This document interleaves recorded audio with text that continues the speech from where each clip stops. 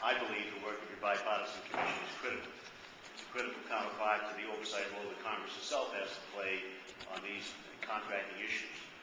On a personal note, I want to say that how pleased I am for the appointment of Chris Shea to your commission. We worked very closely. He was kind to say that I was the chairman of that subcommittee.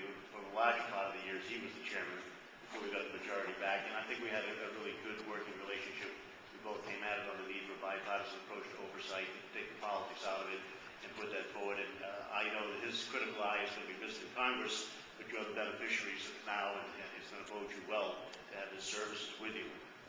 It is important, I think, that we acknowledge the origins of this effort because I think they're instructive to the importance of overcoming partisan concerns about the conduct of oversight. And Mr. Tebow, you mentioned a little bit about the oversights, but it was back in 2005 that my legislative director, Kevin McDermott, and I were sort of bemoaning the unfortunate condition of the lack of sustained oversight concerning the enormous sums of money that were being spent or misspent in the view of some on the growing number of American military civilian lives being placed at risk. There's always a reluctance in the executive branch to have any oversight done of its work, and I think the tendency for them to perceive that criticism is going to be politically damaging. When congressional majorities were the same party as the White House as they are now and as they were in the early 2000s, I think the concern too often becomes contagious. So for years we thought that there wasn't enough oversight, try as we might, on one of the largest ventures in this nation's history. And Kevin and I were struck by the fact that back in World War II days, then Democratic Senator Harry S. Truman put together a committee that managed to establish a real bipartisan effort to oversee World War II spending. And originally did that, of course, over the objections of his Democratic president, Roosevelt. And eventually he did get it done, though. Democrats and Republicans on his panel held 432 hearings. Now, I don't wish 432 hearings on you, but you'll have extensive hearings, obviously. But they did that between 1941 and 1948. But they maintained a stellar reputation throughout that time for accuracy and fairness, and they were credited with saving thousands of lives and over $15 billion of the American taxpayers' money. The panel's work was eventually embraced by Congress and by President Roosevelt. So in 2005, we got the brave co-sponsorship of Republican Jim Leach from Iowa. And he took the stand with us. We filed legislation to establish a select commission and to conduct oversight of those activities in both Iraq and Afghanistan. That legislation got 39 co-sponsors. We tried as a freestanding bill to get it passed. We tried to put it onto an authorization bill. We tried to put it onto appropriation bills. We always came up just shy of getting it passed. I think in large part because of the concerns on it being critical or it being somewhat partisan in nature. In 2007, when Representative Tom Allen and I were refiling the bill, newly elected Senator Jim Webb expressed an interest in filing it in the Senate as well. And he, with Senator McCaskill, managed to put it into an authorization language on the bill, and their excellent legislative skills managed to get it accepted over there and eventually in the House of the conference bill. And I think that now we know that the need for neutral, credible, and comprehensive wartime contracting commissions are clear, and you're charged with that responsibility. Continues to hold the moniker of the Truman Committee that Kevin and I originally gave it for good reason. Obviously, we believe that your work is going to closely resemble his panel's work in terms of objectivity and fairness and thoroughness. And with that history in mind, we can see that there's an urgency for your review. Just as the measure was coming into law, then chairman of the full Oversight Committee, Henry Waxman, was beginning to hold a series of hearings who were rigorously pursuing a number of the alleged abuses that were related to both Iraq and Afghanistan. We learned that American soldiers were being electrocuted because of shoddy work, that there was overcharging for services and commodities ranging from laundry to oil. There were gross failures to monitor the distribution of enormous sums of cash and much more.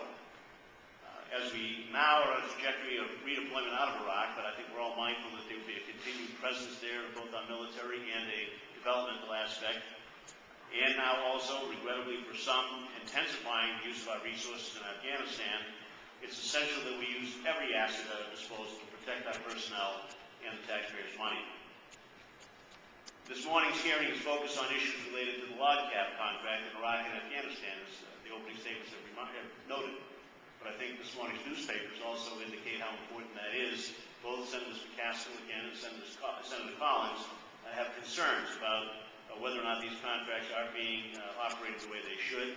And I think the question really looms of have we really learned lessons from the first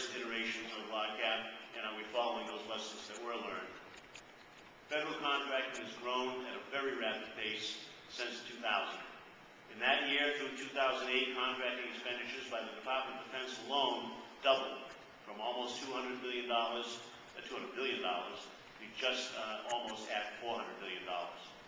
Inexplicably, the number of contracting fraud and corruption cases referred by the Department of Defense to the Department of Justice actually declined precipitously during that same period of time.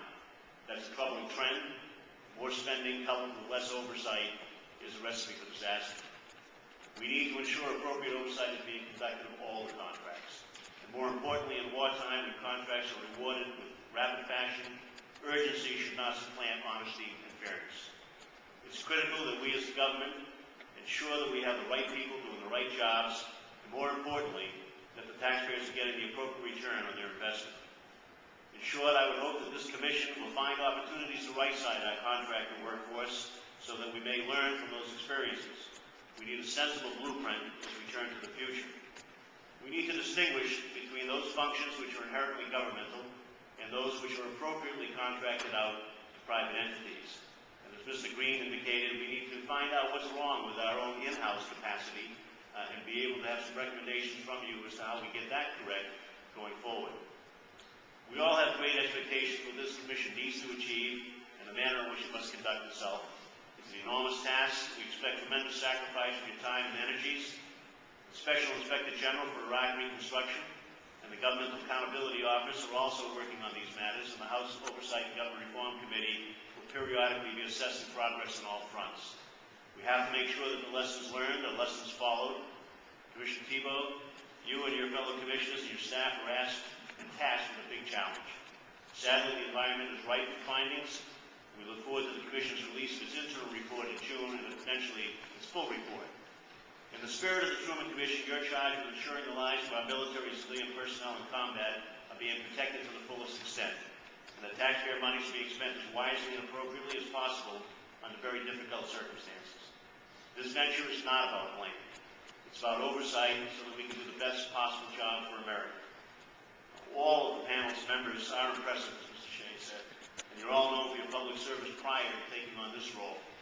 In the spirit of the Edward M. Kennedy Serve for America Act that was just recently signed into law by President Obama, your service stands as a tremendous example of how citizens can serve their country throughout their lives.